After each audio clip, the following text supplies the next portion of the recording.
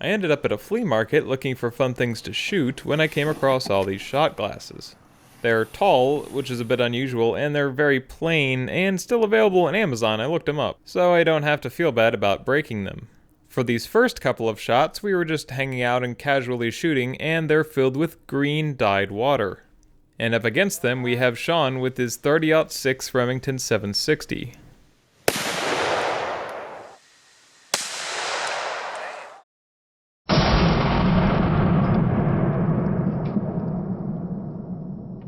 Go for the soda. The soda? Hit the soda. On the left. On the left. Oh my god.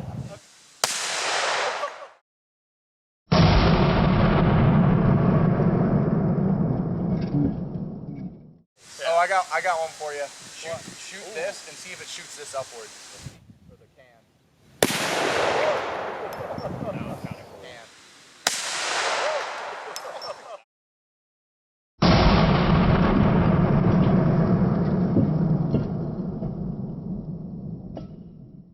And then Mike wanted to take some shots with his AR15 using green tip ammunition. First, he put a few extra holes in a brake drum we were using as a target.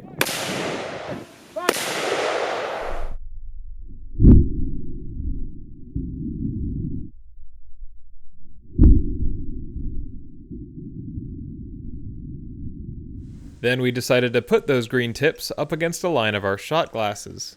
This time they're empty, but we lined up 22 of them, so it should be plenty to stop or deflect the bullet. 3, 2, 1, fire! That's up. Ow! Oh yeah, I felt a lot of shit coming. Wow. 2, 1, fire!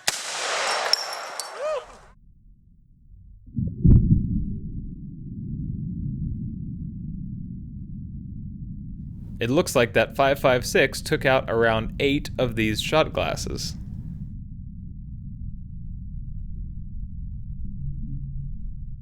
But what about that 30-06?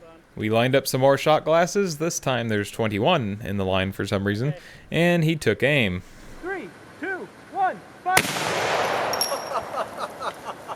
Hit the brake drum. You can hear it hitting the brake drum. Oh my god. 3, 2, 1, fire!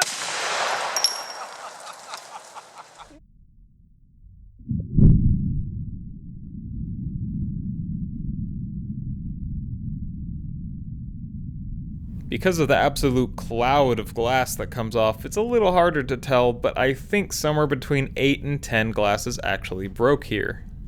So despite the impact force being different, the actual number of glasses broken isn't too dissimilar. And that was really all the glass we broke that day, although I have a lot left over because I got a little carried away at that flea market. So yeah, we'll definitely be revisiting this one again.